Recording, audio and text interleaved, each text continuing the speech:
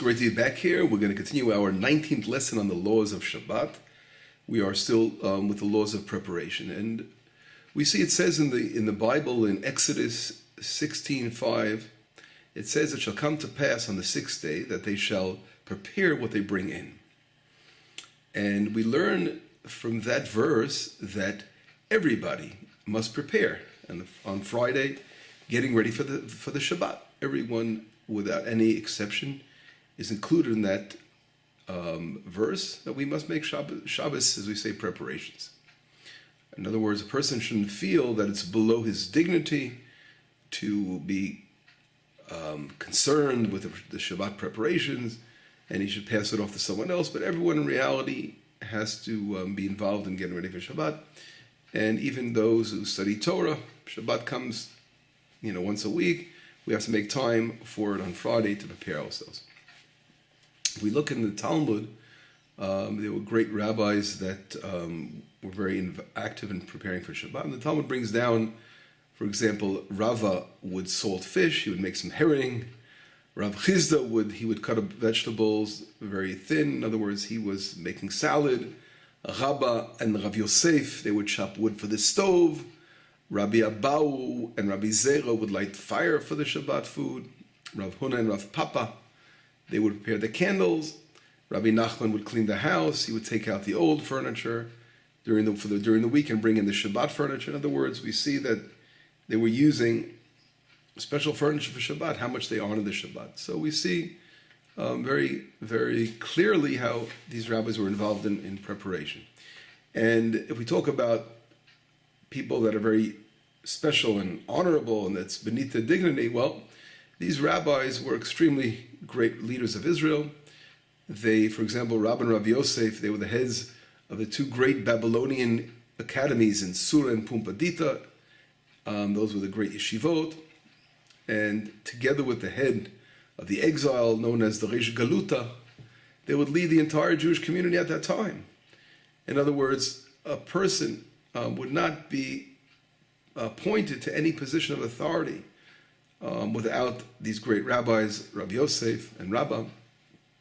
They were, even tax collection had to be authorized through them. So in other words, these were great leaders, but nevertheless, they found a way to prepare for Shabbat. If we look at some of the other rabbis, Rav Huna and Rav Chizda, we spoke about Rav Papa, Rava, all those rabbis and Rabbi Abau, they were also great leaders of Jewish congregations, extremely brilliant scholars. And again, we see that all of them found the time to prepare for Shabbat, leaving us with no excuses today. The rabbis talk about three things that a person must say in his house on Friday before it gets dark. And these three things are, and again, these are customs, ancient customs that go back for many years, thousands of, talking about since we can all remember. And we're talking about the Mishnah time, the time of the Second Temple period. In other words, it was a custom since Israel was known as a nation. And these three things had to be said in the house in Erev Shabbat. One of them was, if the fruit has been tithed, that was the question that was asked. What are tithes? We all know that eating fruit that is grown in the land of Israel. So obviously this custom of tithing had to be done the minute we got to the borders of Israel. We're required to tithe. And that was, of course, in the times of Joshua, when we entered the land. So think how far back this ordinance goes. And the tithing refers to the giving the different parts of our produce to the Kohanim, the priests, and the Levites, and the poor, and parts that are brought to Jerusalem, depending on what year of the 7-year cycle, which is another lesson in itself to discuss the laws that apply to the land of Israel. But anyway, so that was one of the questions that was asked, if the fruit is tithed or not. In other words, if a person is eating vegetables or fruit that is not tithed, it's like eating non-kosher food. And it can't be eaten, so therefore it has to be rectified by separating off these different tithes before we eat it. And this was asked on the household on Erev Shabbat. That's number one. Question number two refers to an Eruv Chatzirot, and to ask if the Eruv was placed. And I will discuss that in a moment. What is an Eruv Chatzirot? And the third one was to light candles. In other words, we have to remind the wives in our home are the ones in charge of lighting candles. So the husband would remind the wife to make sure that candles should be lit, and the Shabbat is coming in, you got to light the candles. Now, in today's time, since we buy food from major stores or the market, you buy from a kosher market, that makes sure that they separate tithes, because one is not allowed to sell food without tithing it first. So it's really not so common that we have issues with tithing before Shabbat. And the same way is regarding the Eruv Chatzirot has to be done. Today the Gabaim, those in charge of the synagogue, make sure to do the Eruv, so we don't really have to worry about the Eruv Chatzirot either. But what we do have to worry about is reminding our wives to light candles. I would mention that there are situations where where you can have food in the house that is not tithe, but because there are many farmers, those who live in farming areas, and sometimes they get vegetables and fruit and vegetables from some secular farmers that have not yet tithed them, or some religious farmers that remind something. This just came out of my farm. I didn't get a chance to do the tithes. Please separate them. So it can apply, but it's not, again, a common thing, because you have to, most of the time we'll get who says you're going to get the fruit right before Shabbat? A lot of times you get it during the week and you tithe it already then. So in reality, it's the question of lighting the candles is really the major question that today applies to this very moment. But again, if you know very well that you have food in your house, that you're constantly tithing, you're growing your own fruit and vegetables, like here living on Itamar, we have a lot of those who grow their own stuff, so surely they have to make sure that things are tithed beforehand. I mentioned before, Ne'uv Chatzirot is one of the three questions that have to be asked. And the question is, what is an Eruv Chatzirot? And I have to explain that. The word in Hebrew, Eruv, means to mix. Chatzirot means the courts. And what does that mean, to mix the courts together? And I'll explain. According to Jewish law, we know that the Torah prohibits 39 different forms of labor on the Sabbath. All these 39 forms of labor are learned out from the tabernacle. In other words, it says in the Bible regarding the building of the tabernacle, right after that section of building the tabernacle, it brings down the verses regarding the Sabbath. So we learn out in the Talmud that any kind of labor is considered labor if it was used, that particular kind of labor was used in the building of the tabernacle.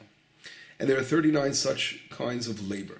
One of them happens to be carrying. In other words, it seems like a very simple kind of labor, but it's definitely considered labor. If we carry an item from one domain to the next, in other words, from a private domain to a public domain. And I'm not getting now involved in all the laws of Shabbat because they're very complicated. There are 4 different kinds of domains regarding Shabbat, and we'll talk about that when we get in details about carrying. But now, just to understand a little bit about what an Eruv Chatzirot is, I have to give you some background. So carrying from a private domain, which is someone's home, for example, to a public domain is the street, where a major thoroughfare, a major area where cars are going by, people are walking by. So from carrying from inside your home to that area, or bringing from that area inside your home, is considered a transgression on the Sabbath. And the question is, where do we learn this from? We learned it out from the tabernacle, as I said. In other words, in the times of the nation of Israel, when they were traveling in the desert, they were building the tabernacle, they had tents. The tents were considered a private domain. Carrying out of the tents or back into the tents is considered a transgression. There were agalot, there were wagons where they would carry the boards to build the tabernacle.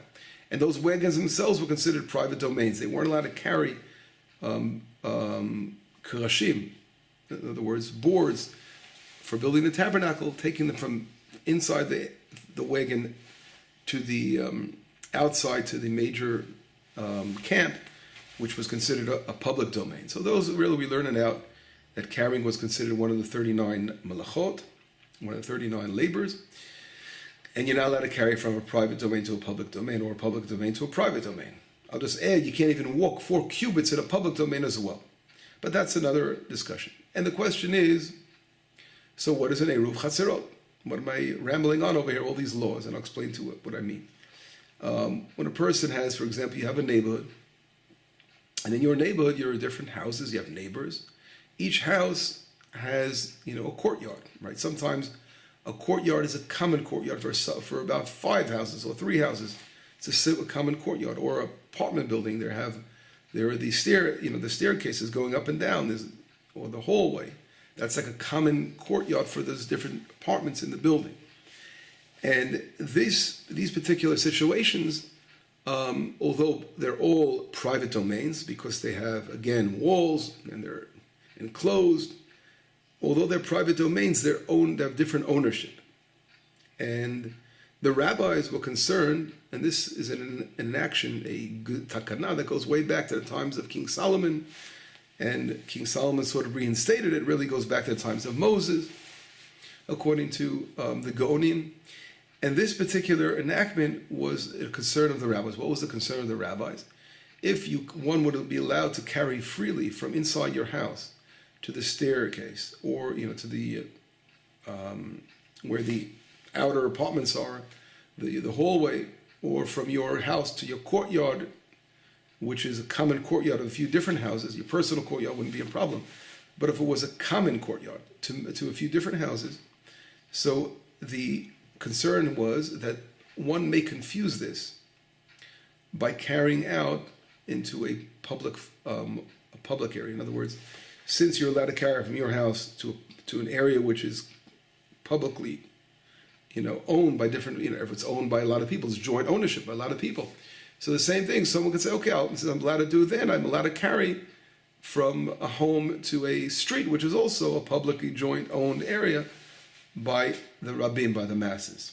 And therefore, not to confuse these two different things, the rabbi said in order to carry from 2 private domains that are of different ownership, you must do something called an eruv chatzerot.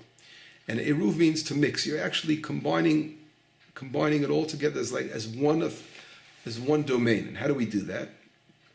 Well, you take bread, and as long as it's less than 18 people, you can have a grogeret, which is it's a small quantity of food called a grogeret. A grogeret, literally in Hebrew, means a fig.